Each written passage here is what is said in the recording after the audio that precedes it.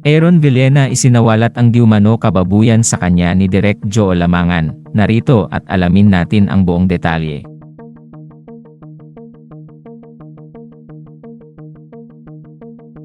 Usap-usapan ang post sa social media ng aktor na si Aaron Villena.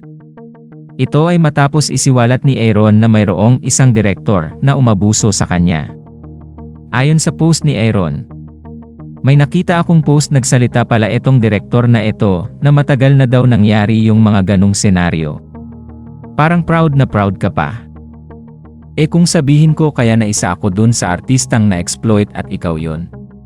Tandang-tanda ko yung kailangan ako mag-plaster sa eksena, cameo role lang ako, may tumutulong na sakin sa production pero pumasok ka sa C at pinaalis mo siya.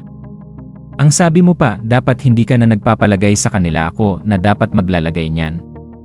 Sa pagkakataon niya na ito ay dito na kinuwento ni Aaron ang kababuyan na ginawa sa kanya ng direktor. Diumano kasi ay sadyang tinatamaan at dinidikit ng direktor ang kamay nito sa kanyang ari. Sinabi pa ni Aaron na nirerespeto nito ang direktor, lalo na at baguhan pa lamang siya bilang aktor. Paglalahad pa ni Aaron ay noong nag-guest siya sa Fast Talk with Boy Abunda, ay pinilit nito na wag sabihin o pangalanan ang direktor na umabuso sa kanya. Samantala, matapos ang mga naging pahayag ni Aaron Villena, ay agad na sumulpot ang pangalan ni Direk Joel Lamangan.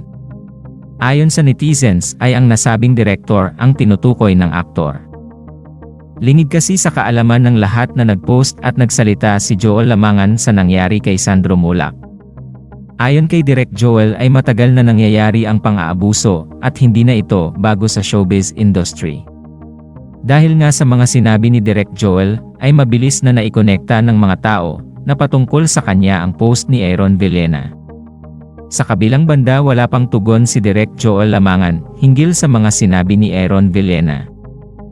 Maging si Aaron Villena ay hindi pa ulit nagbibigay ng pahayag matapos ang kanyang cryptic post.